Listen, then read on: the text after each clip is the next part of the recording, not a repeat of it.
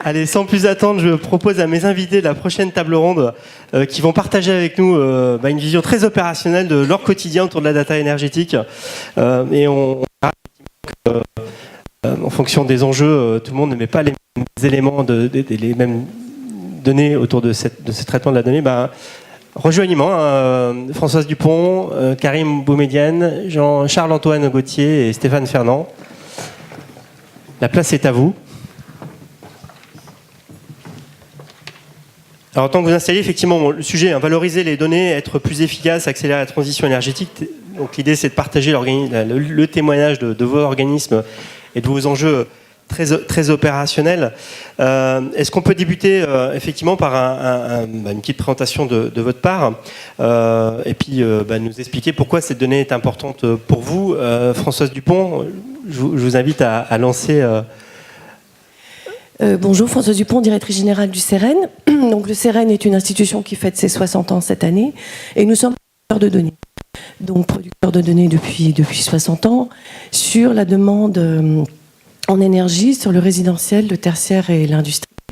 Notre système d'information est basé sur des enquêtes, donc c'est non seulement une mesure de la consommation, mais aussi on capte des facteurs explicatifs, que ce soit dans l'équipement, mais aussi dans les comportements.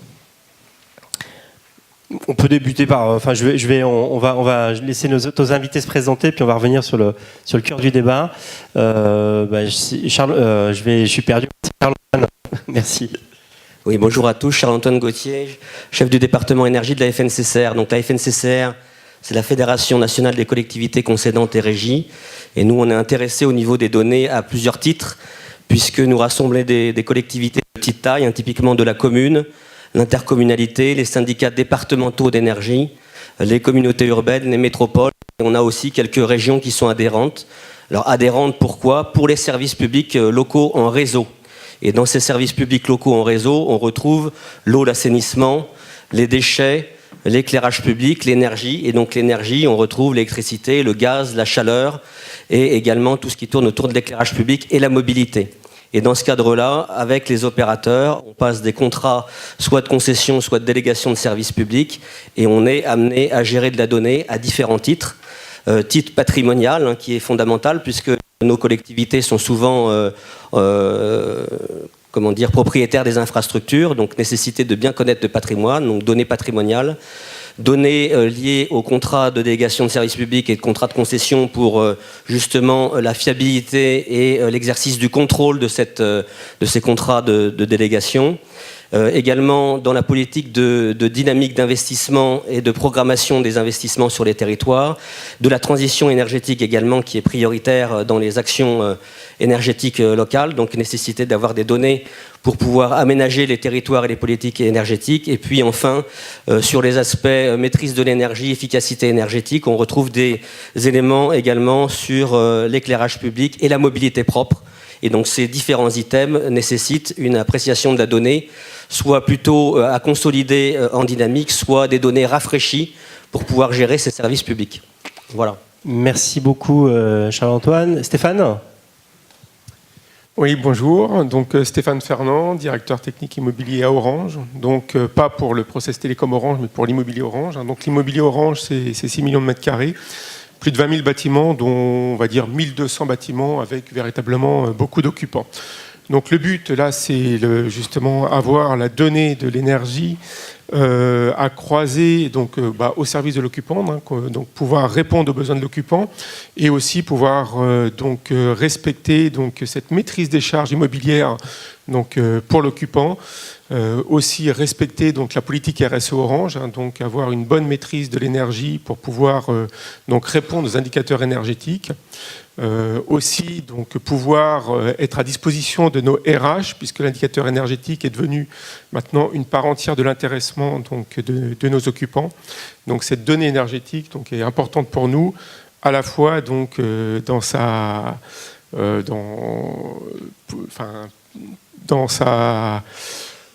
cohérence, donc pour avoir une bonne donnée énergétique et dans son exploitation avec l'ensemble des données.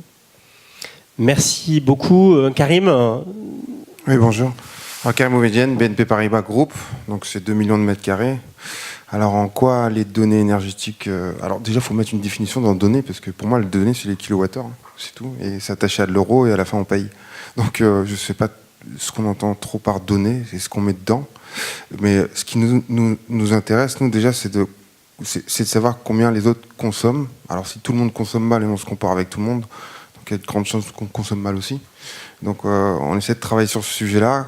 Tout à l'heure, j'entendais qu'on payait pas cher l'énergie. Moi, je trouve qu'on la paye cher. C'est un point de vue personnel. Hein, mais c'était pour lancer le débat. Donc c'est... Ouais, mais c'est 30 € du mètre carré. Je vous laisse faire le calcul sur 2 millions de mètres carrés. Donc ça va très vite. C'est un coût.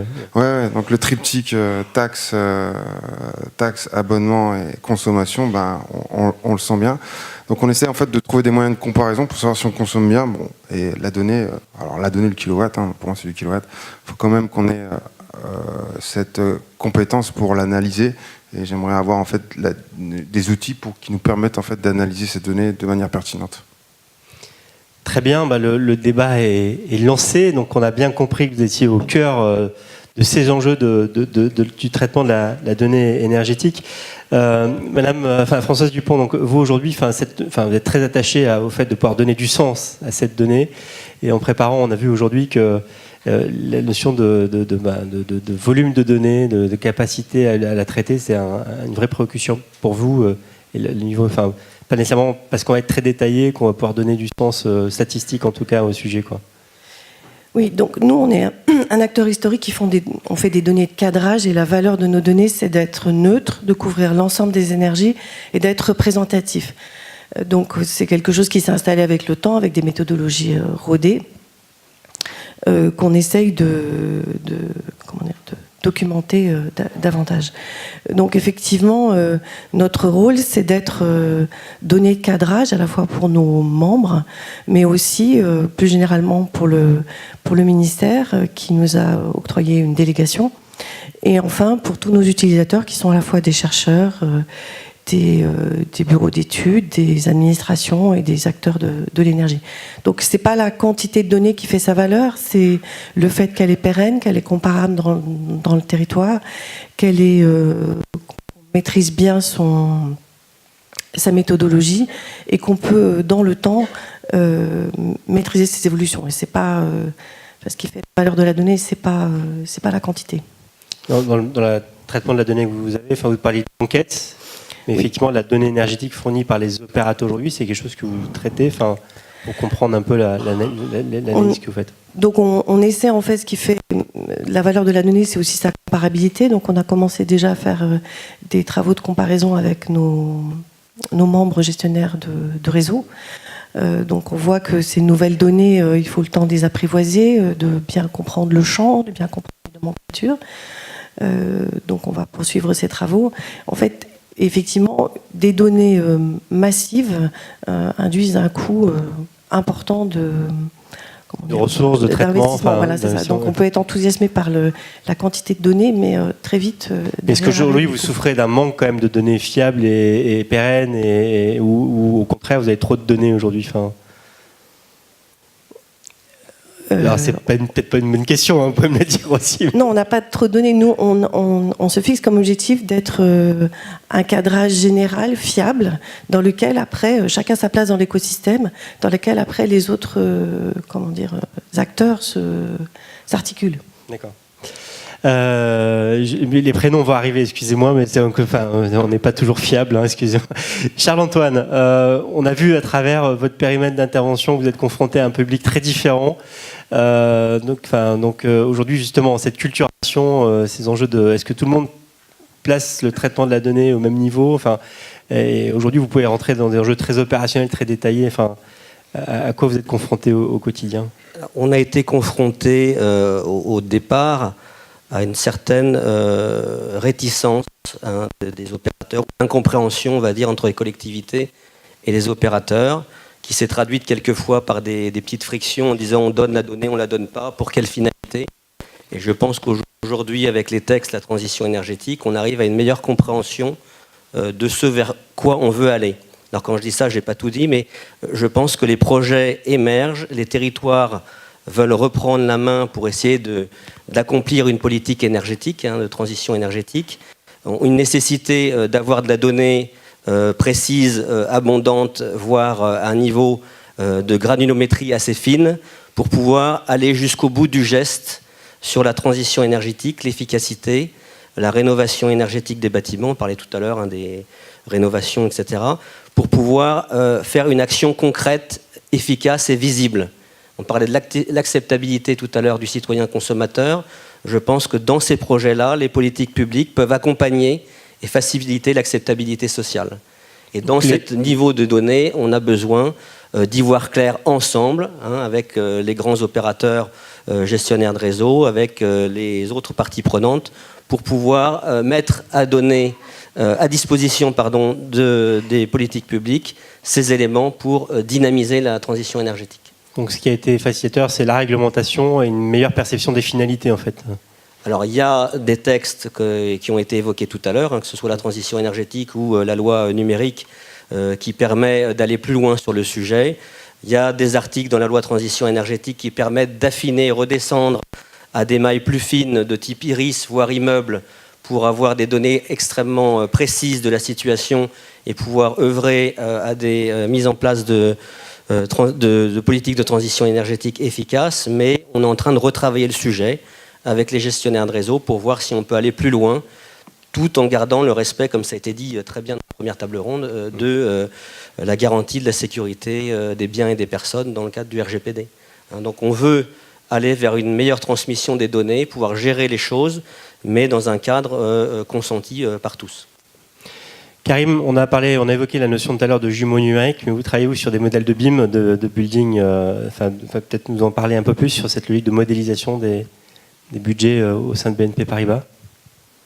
Je n'ai pas compris là. Oui, excuse-moi. Alors, j'ai compris que BNP Paribas travaille sur un modèle Building Operating System pour exploiter les bâtiments et gérer les budgets. Enfin, c'est... pas trop, non. C'est pas trop. Oui, je vais un peu expliquer. On essaie de mettre en place aujourd'hui. Il y a pas mal d'IoT. Donc, dans le marché immobilier, en tout cas parisien, on mesure de plus en plus l'occupation. Alors pourquoi on la mesure? Parce qu'on s'est aperçu que c'est entre 8 000 et 12 000 euros. Postes de travail.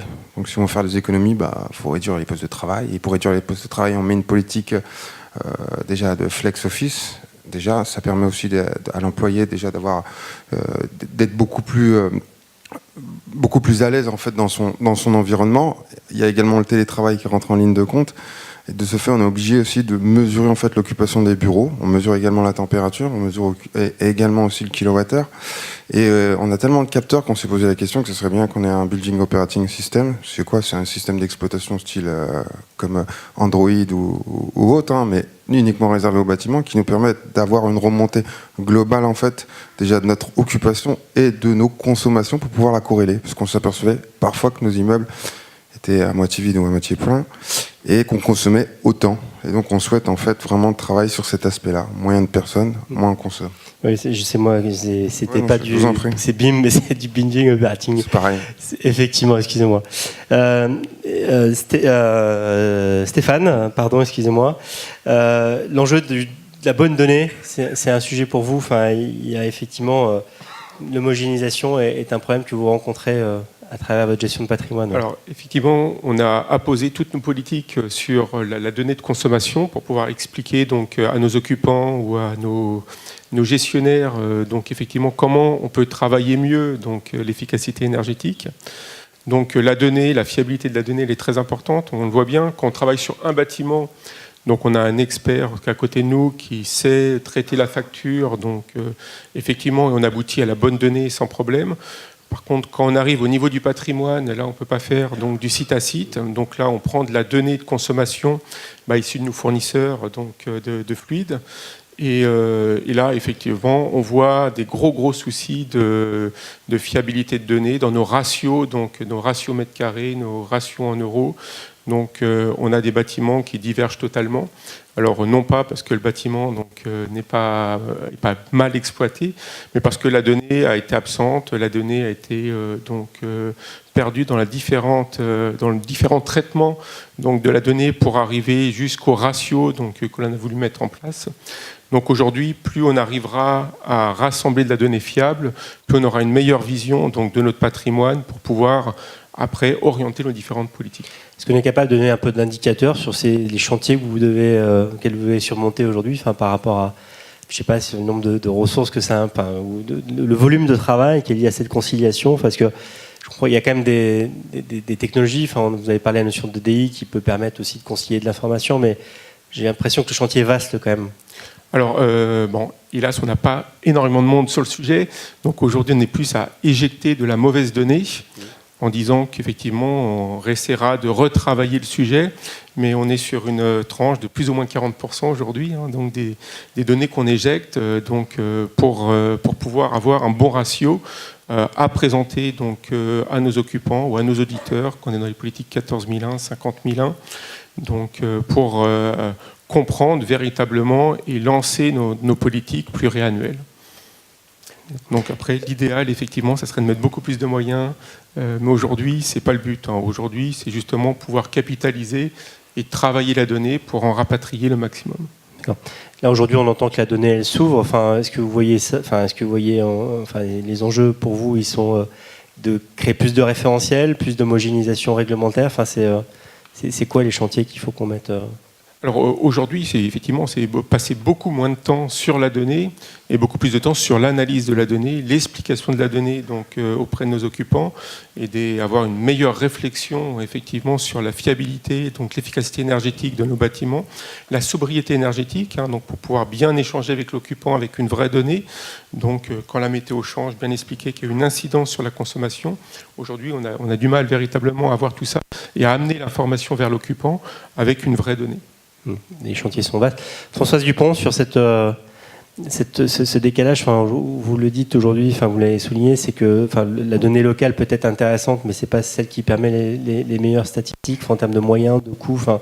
Comment on peut aujourd'hui, dans une dimension assez macro, cette analyse, le rapport coût-traitement de la donnée, où est le bon curseur pour vous en fait?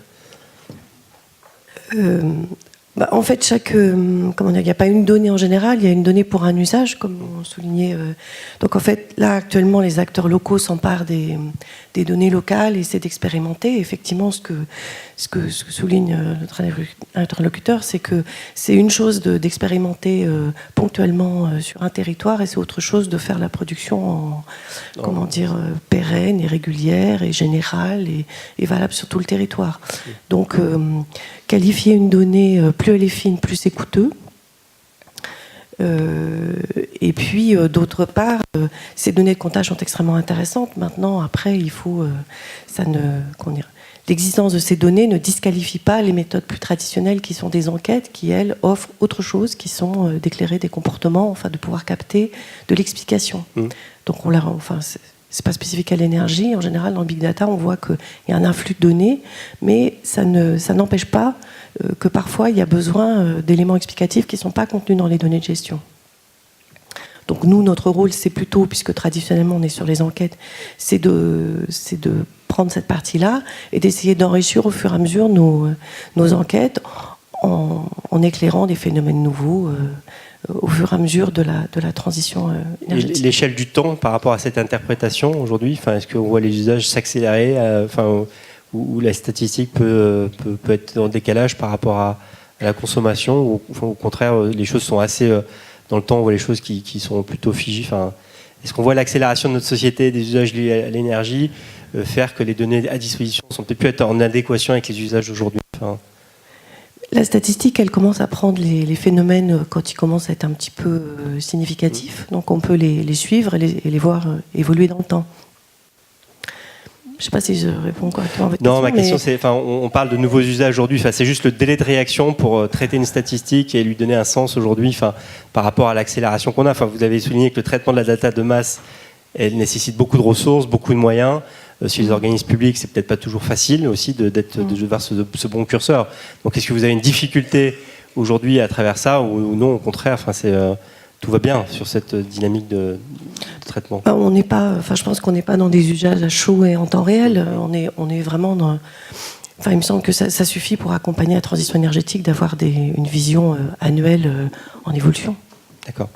Messieurs, cette échelle de temps par rapport aux organismes, c'est l'échelle annuelle, l'échelle sur les recadrages, au niveau de la FNCR, je comprends qu'il y a il y a un enjeu de consolidation de l'information par rapport à des contrats, il y a un enjeu réglementaire, il y a un enjeu de pilotage.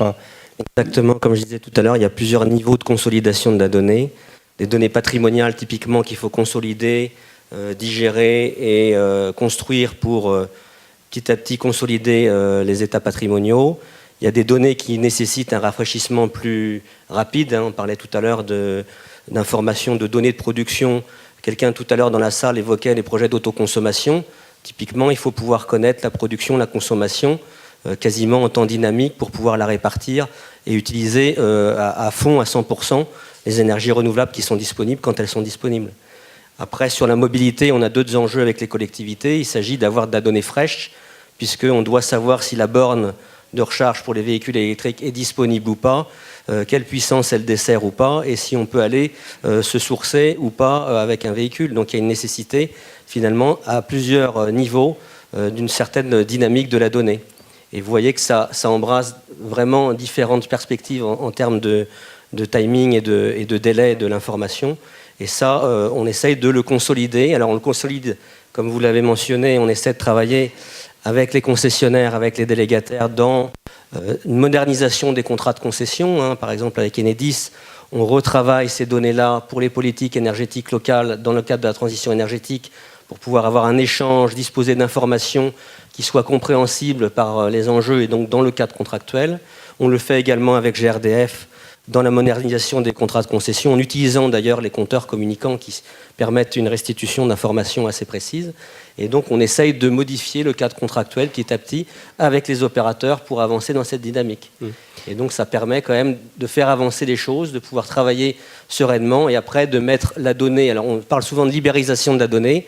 La donnée, elle peut être remise sur la table en étant anonymisée, toilettée, etc. pour justement permettre aux acteurs de croiser les informations. Les collectivités sont intéressées à croiser les informations avec d'autres secteurs. On parlait tout à l'heure de l'eau, de l'assainissement, des déchets, de l'éclairage public. Il y a un intérêt à croiser l'information et du coup aller vers de nouveaux usages pour aller vers des plateformes dynamiques, donner une information de qualité un peu nouvelle par rapport aux compétences sectorielles, j'allais dire, des collectivités. Et donc on a un intérêt, nous, à essayer de faire émerger non pas quelque chose en silo, mais quelque chose qui aille vers une sorte de grand service public local de la donnée énergétique et qui permette à tout à chacun de s'y retrouver avec les grands opérateurs, avec les startups et donc de croiser. La notion d'écosystème est importante pour vous et la notion, oui, vous soulignez, cette collaboration avec des boîtes innovantes est importante aussi pour vous?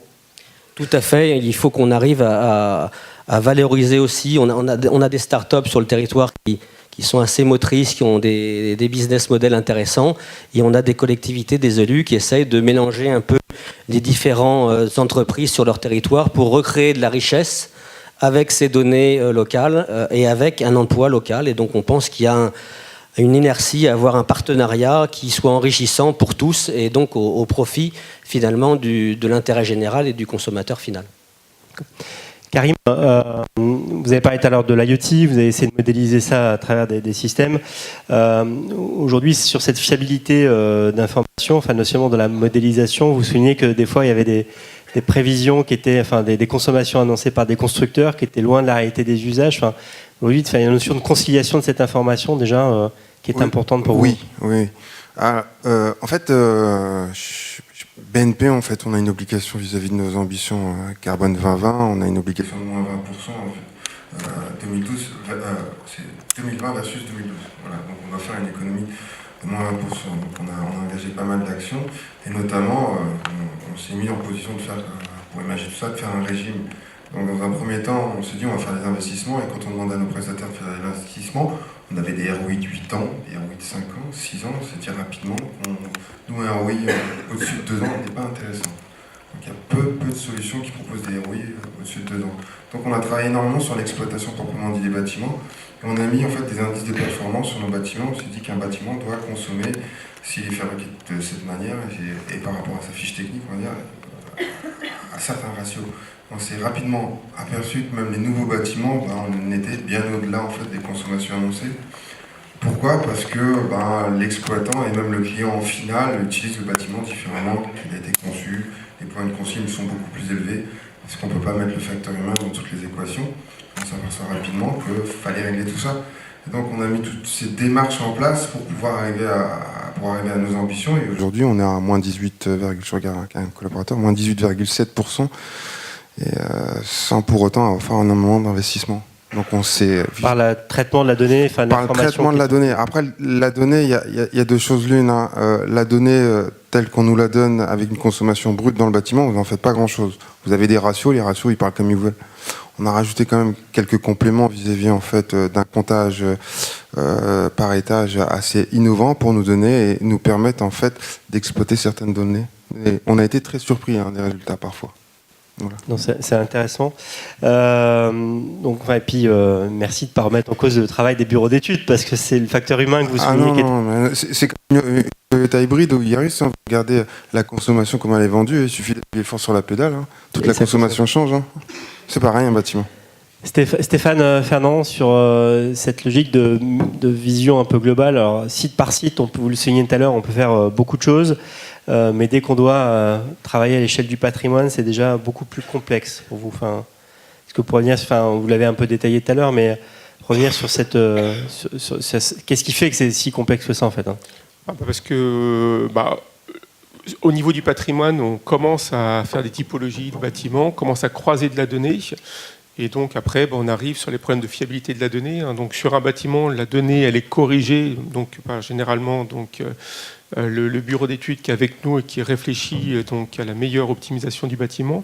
Quand on est au niveau du patrimoine, qu'on commence à croiser ces données par rapport à l'occupation, à l'usage que l'on a, et on commence à voir des divergences parce qu'on n'est pas sur la donnée dans le détail avec la bonne connaissance du site. Et c'est là où on voit qu'on a pas mal de chiffres qui divergent.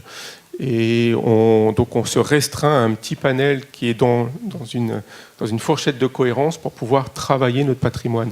Et aujourd'hui, de plus en plus, on nous demande de prendre du recul par rapport à nos consommations pour avoir les grands leviers d'optimisation énergétique, donc notamment nos financiers, quand on doit tracer nos trajectoires sur 2020-2025. On n'a pas les moyens de travailler sur du sous-comptage, sur un site ou sur effectivement des politiques donc très locales avec le restaurant, la borne électrique. Il faut trouver des solutions de politiques qui sont véritablement donc multi-sites. Et l'enjeu de l'international aussi, qui amène une complexité supplémentaire pour vous, enfin... Alors l'international, nous, on n'y est pas trop sur le sujet. Nous, là, on a d'autres complexités, c'est par rapport à d'autres usages. Effectivement, on a des bâtiments qui sont mixtes. Donc on a un usage télécom qui arrive donc aussi en consommation sur nos bâtiments. Donc après, l'enjeu, c'est de pouvoir dissocier nos consommations immobilières de nos consommations télécom. Donc, et on rajoute encore effectivement un facteur correctif sur tous les aléas de fiabilité de la donnée. Merci Charles-Antoine. Les choses sur ces sujets-là vont vite. Enfin, on a parlé de l'aspect pédagogie aujourd'hui. Comment vous acculturez votre écosystème, les gens qui opèrent aujourd'hui. Alors, effectivement, les innovations vont très vite. On a des élus aussi qui veulent aller vite. Et on a besoin d'aller vite ensemble, mais dans quelque chose qui est quand même expliqué. Je prends un exemple simplement, par exemple de projets d'autoconsommation. On s'aperçoit que quand il y a un portage, une pédagogie avec l'intégralité des acteurs concernés, on arrive à lever des contraintes d'acceptabilité sociale.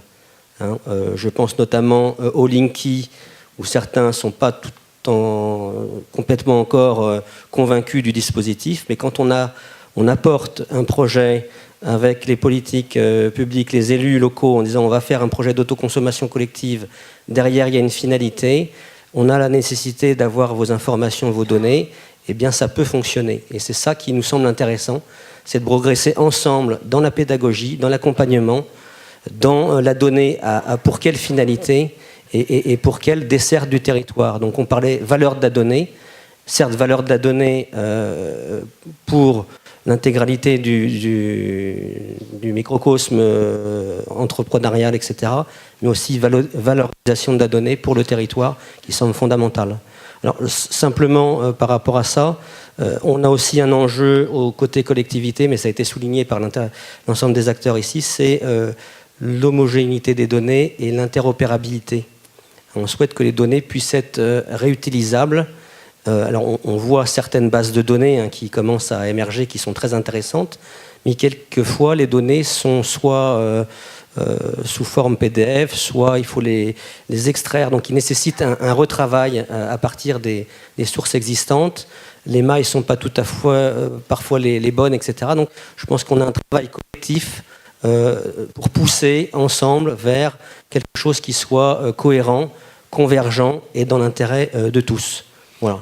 Et est-ce que ça fait écho à cette logique d'Internet de l'énergie aujourd'hui? Enfin, ça vous parle, ces concepts? Enfin... Oui, alors Internet de l'énergie, c'est quelque chose qui a été rappelé par le président tout à l'heure, qui n'est pas nouveau, mais qui renaît effectivement. On a quand même tout un intérêt autour de nouveaux sujets comme la blockchain, où il y a effectivement une nécessité d'avoir des informations à disposition qui soient relativement opérantes, riches et garanties. Et donc, dans ces trois formats-là, on doit pouvoir faire quelque chose, nous semble-t-il, avec l'intégralité des acteurs qui sont autour de la table. Et on pense qu'on peut y arriver, mais on va y arriver tous ensemble. Merci. Stéphane, vous voulez souligner que l'énergie est assez pionnière, c'est sur ces sujets-là. Est-ce que derrière suivent d'autres enjeux, notamment l'eau ou autres? Comment est-ce que c'est d'autres sujets à venir pour vous aussi, mais... Oui, donc on a un autre fluide effectivement qui nous pose beaucoup de sujets, beaucoup de problèmes sur la partie suivie, c'est l'eau. Donc là, on a vu que le domaine de l'énergie se structurait, donc on l'a entendu tout à l'heure sur la partie électricité, sur la partie gaz. Donc là, on a beaucoup d'espoir pour que très rapidement on puisse avoir de la donnée, donc de la donnée efficace et qui soit vraiment très claire. Alors après, on peut arriver sur d'autres fluides, effectivement le chauffage urbain, qui est très local et avec de la donnée qui diverge, et là où il n'y a pas de référentiel, donc de données bien précises. Et puis l'eau aussi, où là on est traitement à la facture, et même souvent traitement à la facture papier, donc pour pouvoir reprendre la donnée et pouvoir la réinjecter dans notre récit. Donc là, il y a encore un travail qui... Un terrain d'innovation encore grand devant nous. Et justement, sur ce concept d'Internet de l'énergie, ça vous évoque quoi, vous, à votre niveau? Beaucoup d'espoir par rapport à ce que ça peut donner comme service, donc à la fois pour nous et toutes les personnes donc qui nous demandent donc énormément d'informations sur l'énergie, comment ils sont capables de travailler avec nous sur la partie efficacité, donc nos occupants, donc nos politiques RSE, même nos financiers, la réduction des charges est très importante sur cette partie énergétique. Et donc aussi le travail avec nos exploitants sur site. Donc on initie des politiques, on se donne des objectifs mutuels avec des cibles assez ambitieuses. Et sans données, on a du mal véritablement à travailler tous ensemble. Karim, est-ce que vous voulez compléter un peu votre vision sur sur vos enjeux un peu opérationnels? Parce que vous avez quand même mis pas mal d'outils en place. Vous êtes assez en avance sur ces sujets de l'IoT. Pour vous, c'est quoi les chantiers encore à venir sur que ce soit sur cette notion d'Internet de l'énergie? C'est pas si c'était un concept auquel vous étiez sensible, mais... Non, par rapport à nos ambitions, on va dire en termes de facturation et tout ça, oui, ça pourra peut-être arranger les choses, mais je pense que ce sera toujours un sujet assez complexe. Chez nous, comment gérer nos factures, mais vis-à-vis de nos ambitions en termes d'économie d'énergie, là où on a fait le plus d'économies, là où on a travaillé le mieux, c'est avec l'occupant, en le sensibilisant, notamment par des jeux ludiques. C'est là où on a obtenu. Là, il ne faut vraiment pas oublier l'occupant. Alors pourquoi l'occupant? Parce que l'occupant ne connaît vraiment pas nos consommations d'énergie. Il est parfois même stupéfait, voire étonné, de voir comment on consomme, comment un poste consomme, etc. Ce qui serait intéressant, alors par Internet de l'énergie, personnellement, je ne comprends pas trop le terme, mais c'est bien de l'exprimer en tout cas. Ça te permet de débattre. Si j'avais un rêve à faire, c'est que toutes mes données me remontent par le biais d'une prise et avec toute la dichotomie des usages qui est faite, ça serait merveilleux. Mais ça, je pense que on est encore loin. Françoise Dupont, vous pourrez me mettre une mauvaise note aujourd'hui sur ma capacité à retenir les prénoms, je m'en excuse. Justement, sur cette logique de chantier qui se dessine devant nous, cette notion de l'Internet de l'énergie, vous y étiez sensible, pas plus que ça, vous voyez que c'est un cheminement intéressant?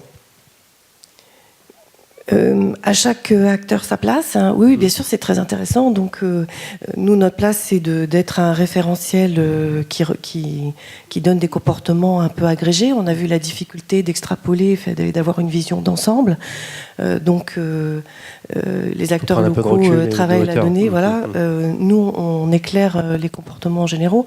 Donc, nous, ce qu'on va essayer de faire, c'est s'articuler intelligemment avec les nouvelles données qui arrivent, les comparer, alléger la tâche de nos enquêtés. Donc, faire des extensions en fait à nos enquêtes pour les rendre plus riches. Et puis continuer ce qu'on a fait à s'articuler avec le système de la statistique publique qui donne aussi une vision un peu d'ensemble des comportements. Karim a mis le doigt sur un sujet qui me paraît très intéressant et clé, c'est rendre le consommateur acteur. Hein. Rendre le consommateur... Oui, alors, encore une fois, nous... oui, bien sûr, nous, on est plutôt... On donne plutôt des chiffres de cadrage pour des gens qui font des prospectives, pour essayer de trouver des gisements. Voilà, on est un petit peu là-dedans. Donc nous, pour anticiper l'action, en fait. Non, ce qu'on peut faire, c'est effectivement, on voit bien qu'il faut pouvoir se comparer. Donc en fait, nous, on doit sortir les facteurs principaux de gisement d'économie, et c'est voilà. Et à partir de ces éléments, il peut y avoir des comparaisons, des comportements locaux. C'est à ça qu'on sert. Voilà. Donc nous, notre rôle va être d'ouvrir un peu plus nos données. Hein. Donc traditionnellement, le CRN était un GIE qui travaillait pour ses membres, et petit à petit on est dans un mouvement d'ouverture. Donc le CRN a une gouvernance changée depuis le 1er janvier 2019 avec les fournisseurs d'énergie qui ont quitté le groupement. Donc on est sur des acteurs qui ont une problématique d'intérêt général, et donc nous on est dans un mouvement de mise à disposition un petit peu plus large de nos données en quantité, un peu mieux documentées. Aussi une réflexion sur la tarification pour les rendre plus abordables, de façon à ce que ces référentiels soient plus facilement mobilisables pour l'ensemble des acteurs. On n'a pas beaucoup évoqué le thème, la notion d'open data, vous concerne tous, hein, je pense, sur ces sujets-là, pouvoir avoir accès à ces data ouvertes, fiables, avec des vrais référentiels. Est-ce que vous avez des questions à nos invités? Il nous reste... Oui, monsieur? Le micro arrive. D'autres questions? 2, 3, 4, 5, c'est bon, c'est lancé. Alors présentez-vous et... Pas de souci. Bonjour, Michael Erasmus, conseil départemental des Ardennes. J'avais une question, mais en fin de compte, Karim va commencer à apporter une réponse. On parle beaucoup de remontée de données, donc qui sont très très bien pour les services techniques, pour observer effectivement l'adéquation entre les abonnements et les consommations.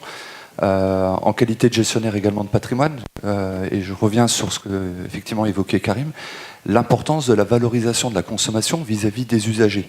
Donc il y a des programmes comme de l'État, comme Cube 2020 ou des choses comme ça, qui apportent un conseil auprès des gestionnaires pour modifier le comportement des usagers, parce qu'on peut effectivement faire des tas d'économies en modifiant des structures, en mettant de l'isolation, mais le principal acteur, c'est l'humain. Effectivement, vous l'avez évoqué.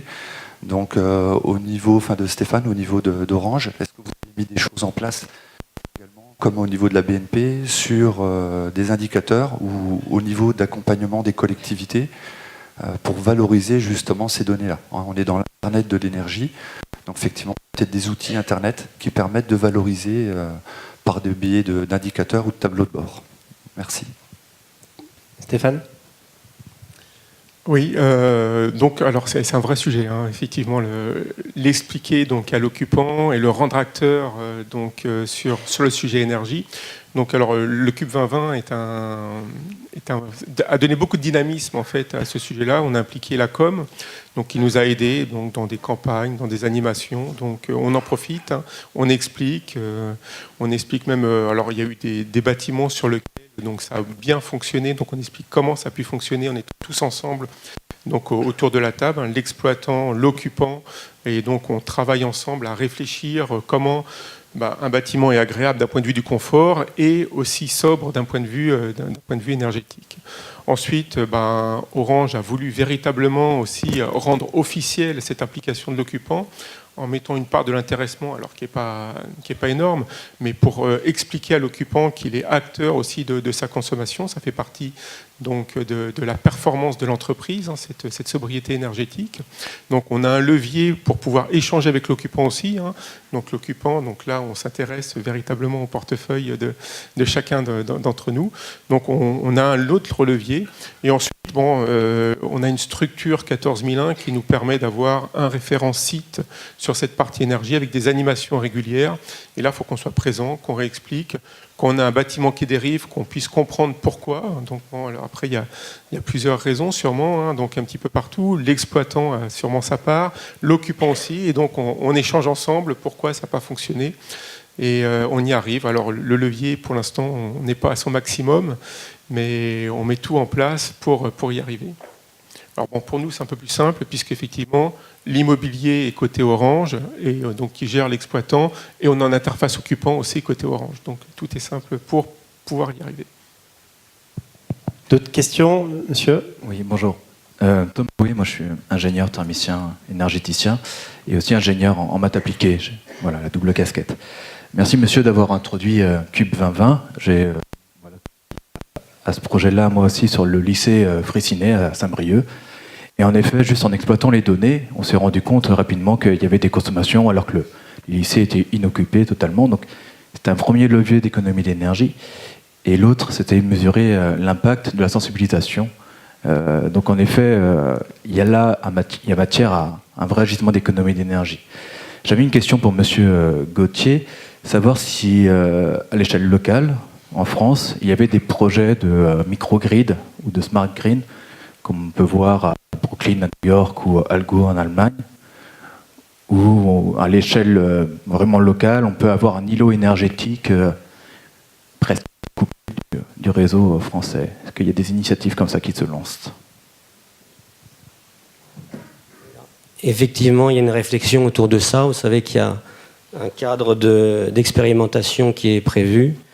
Et on a plusieurs collectivités qui souhaitent s'engager sur une réflexion autour de ces problématiques dans le but, effectivement, d'optimiser l'efficacité énergétique et la maîtrise des consommations. Alors, vous citez à bon endroit la gestion des bâtiments publics des collectivités, qui est effectivement une de leurs premières préoccupations en termes de factures énergétiques. Ça, c'est un fait certain. Et ils ont un intérêt à regarder sur l'ensemble de leur parc. Et quand on regarde l'ensemble de parc des bâtiments publics, ça vise non seulement peut-être les écoles, mais aussi les piscines, les mairies, la salle des fêtes, etc. Et on s'aperçoit qu'en rationalisant un tout petit peu l'observation des données sur ces bâtiments-là, on arrive à avoir des gains sur la facture énergétique qui sont extrêmement importants.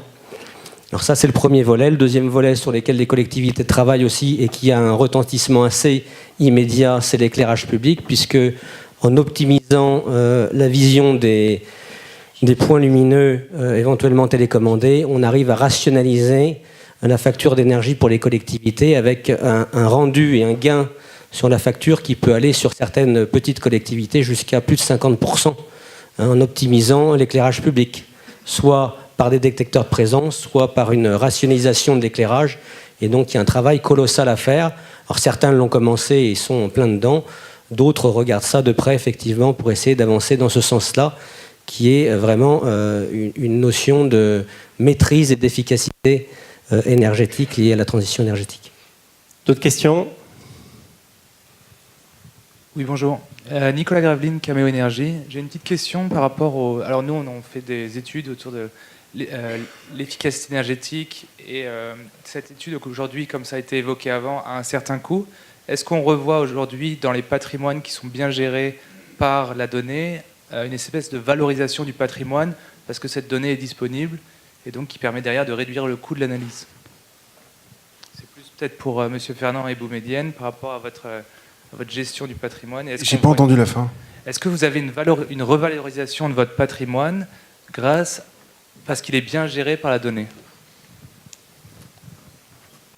Une revalorisation, qu'est-ce que vous entendez par là? C'est-à-dire que je le rends plus Une cher. meilleure valorisation du patrimoine en lui-même. Enfin, je veux dire, s'il Non, est mais plus ouais, mais efficient. ça dépend ce qu'on met derrière le mot revalorisation. peut-être, il y a deux aspects dans la revalorisation. Je pense que la valeur du patrimoine immobilier, est-ce qu'il peut être amélioré parce qu'il est bien géré par la donnée, revalorisé au moment de la vente? Non,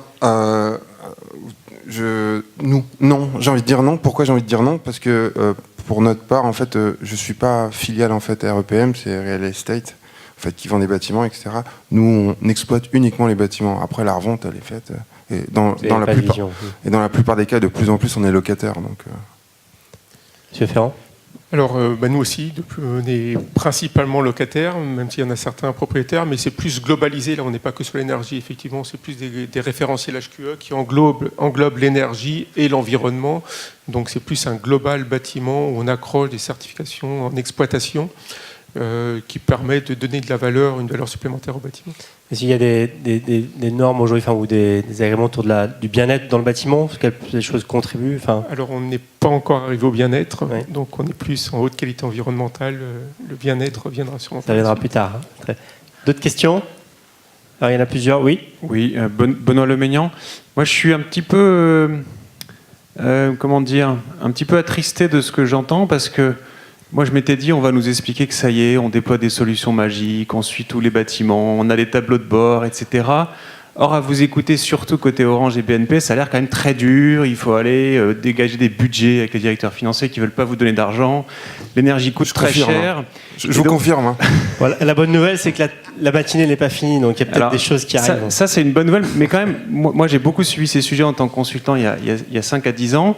J'ai l'impression qu'on n'a pas beaucoup avancé. Je voulais un peu vous entendre. Est-ce que vous voyez des choses émerger, des choses bouger? Et puis, deuxième point, le CEREN qui produit donc de la donnée statistique, on a l'impression que vous êtes encore un peu loin de ce mouvement d'arrivée de données en temps réel, etc. Et c'est pareil, comment on arrive à regrouper ces enjeux pour aller vers une vraie efficacité des déploiements de solutions où on a l'impression que pour l'instant, on collecte péniblement, mais on n'est pas encore vraiment dans le déploiement de solutions de réduction. Je sais pas, vous voulez répondre, Mme Dupont? Enfin, la question était directement adressée, donc je vous laisse. D'accord. Par le passé, avant de venir au CEREN, moi j'étais dans la statistique publique, on s'intéressait de près au mouvement Big Data, et en fait, donc j'ai traité toute ma carrière des données. En fait, on se rend compte quand même que pour mettre en place un système qui marche, c'est toujours beaucoup plus long que ce qu'on pense. Donc il y a l'enthousiasme d'arriver des données, on se dit on va tout faire, c'est magique, etc. Et dès qu'on commence à traiter les données, je crois que tous mes collègues l'ont bien expliqué, c'est plus compliqué, il y a des valeurs aberrantes, il y a du traitement, c'est des coûts. Voilà, donc c'est pas, on claque pas dans les doigts et hop, on a le tableau de bord qui fait que qui fait qu'on a une super mesure. C'est la donnée, ça s'apprivoise et il faut la qualifier, tout ça c'est du temps. Alors, je peux annoncer que pour le CEREN, on a l'intention de faire un club utilisateur au premier semestre. Donc, je vous convie, il y aura une annonce officielle. Pour ceux que ça intéresse, pour accompagner les évolutions du CEREN dans ce qu'il mesure. Dans sa nouvelle mission, d'ouverture, justement. Oui, de faire évoluer le système d'information. Donc, on est assez preneur de remarques. Mais voilà, il y a un coût à ces traitements de données et il faut vérifier qu'il y a, il y a un sens, une fiabilité. Il y a un sens et une valeur ajoutée suffisante pour engager le coup. Stéphane, vous vouliez réagir? Juste pour ajouter le besoin aussi. Donc effectivement, on avait un petit besoin et on avait du mal à aller répondre à ce besoin-là.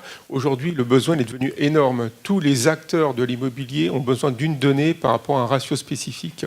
Donc aujourd'hui, effectivement, alors on court après la donnée, la fiabilité de la donnée, mais on doit répondre à énormément d'acteurs dans l'immobilier et c'est là où, effectivement, on transpire avec peu de moyens et avec beaucoup de difficultés. Dernière question dans la salle. Monsieur, on va droit.